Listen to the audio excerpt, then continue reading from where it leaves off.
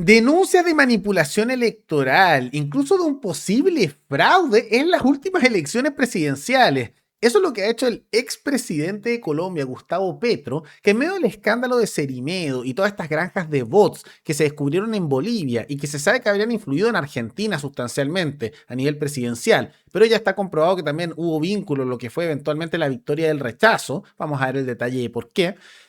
Ahora están argumentando que esto, aunque sin prueba, habría influido en la victoria de José Antonio Caz contra Janet Jara y que por lo mismo habría elecciones manipuladas y a entender fraude, no solo en Chile, sino en Argentina, en Brasil en su momento y en la misma Colombia, en lo que es una posición bien loca y bien alejada de la realidad sin ninguna prueba, pero que no mucha sorpresa del expresidente colombiano que se ha caracterizado por siempre dar declaraciones un poquitito particulares.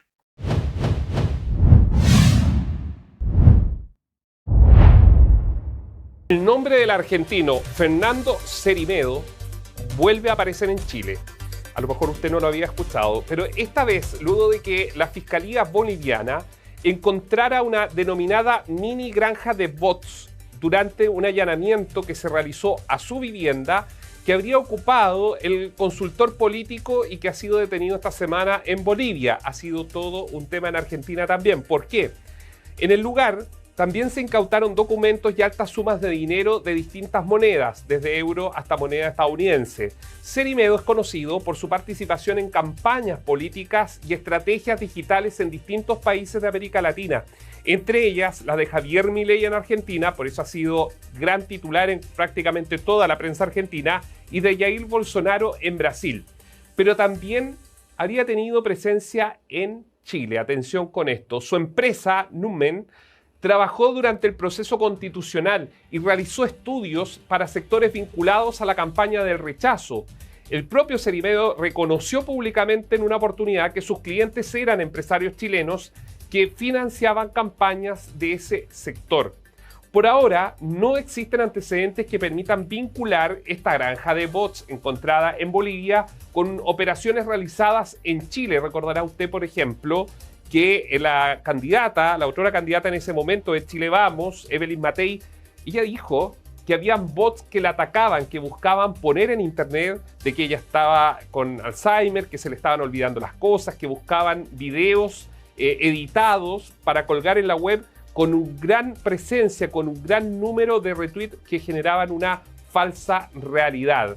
Por eso todo este tema vuelve, como señaló El Mostrador durante esta jornada, el diario El Mostrador, una especie como de sombra que envuelve el Palacio de la Moneda, y muchos ya están interesados en qué va a resultar de los informes de la Fiscalía Boliviana, de lo que se detectó en esa casa en Santa Cruz de la Sierra y qué datos habrían allí. Hay que recordar que a él lo detienen porque se supone, o se está investigando, de que habría contratado sicarios para mandar a matar a su ex mujer, una abogada conocida boliviana. Ahora, como pudieron notar, eso tiene que ver con esa llamada granja de bots de Cerimedo. Ahora, ¿qué incluye esto? Este señor, ¿qué es lo que hacía? Tenía muchas, ¿qué es lo que son estas granjas de bots? Cuentas que existen en las redes sociales, pero que no son personas de carne y hueso, sino que son simplemente para hacer repeticiones de mensajes. Ahora, se sabe que lo hizo para beneficiar a Milei en su momento, y se sabe que hubo vínculo para favorecer a lo que fue la campaña del rechazo a nivel de Twitter, principalmente redes sociales, donde más, con justamente bots, o sea, personas que repiten mensajes, dan más likes y retweets para promover mensajes. Ahora, esto casi da a entender como que hubiera sido definitivo. Y él empieza a decir que esto también ocurrió a nivel presidencial en Chile y al igual que en otros países. Porque ¿qué es lo que menciona Petro? Bien alejado de la realidad, ¿no? Lo que Petro menciona es lo siguiente.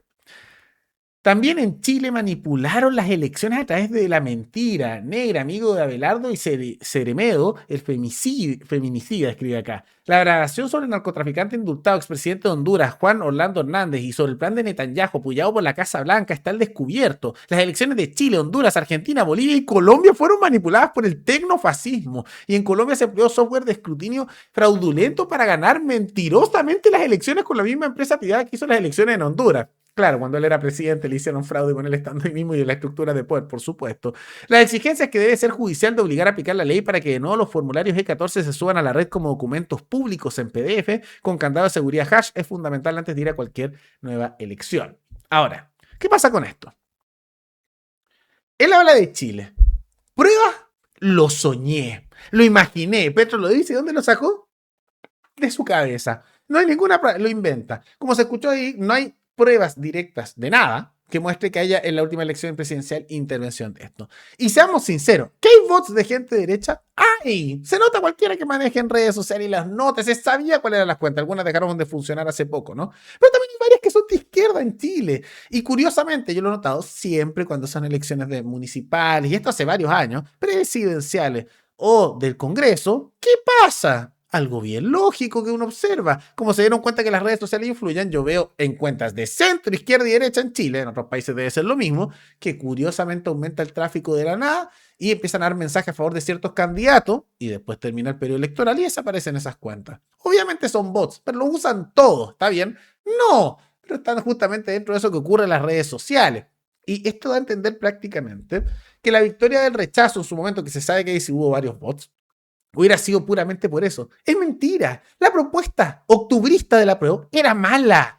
Mucha gente la analizó en este mismo canal, la leímos entera y la analizamos con videos que fueron bastante virales y con muchos clips que se viralizaron, porque la propuesta era mala a nivel de fondo, y mucha gente la rechazó por lo que estaba contenido en ella. Y no solo por eso, da a entender como hay con bots, etc. También fue por las estupideces de la campaña, de la prueba en su momento. Se sacaron una bandera chilena en el evento de cierre de campaña del trasero, en un evento frente a menores de edad y que se televisó a nivel nacional. ¿Ustedes creen que eso no impactó? Hicieron propaganda electoral tan alejada de los gustos culturales y políticos de la población en general chilena, con posiciones tan, podríamos decir, de nicho en elementos indigenistas, como también de minorías sexuales, con algunos tipos de vestimenta que generan incluso choque para la cultura chilena, que ya es más abierta en esos temas, que obviamente eso generó anticuerpos. Y para qué decir también las estupideces de cambiar el himno nacional, que empezar a hablar todo con lenguaje inclusivo. Hicieron una cantidad de idioteces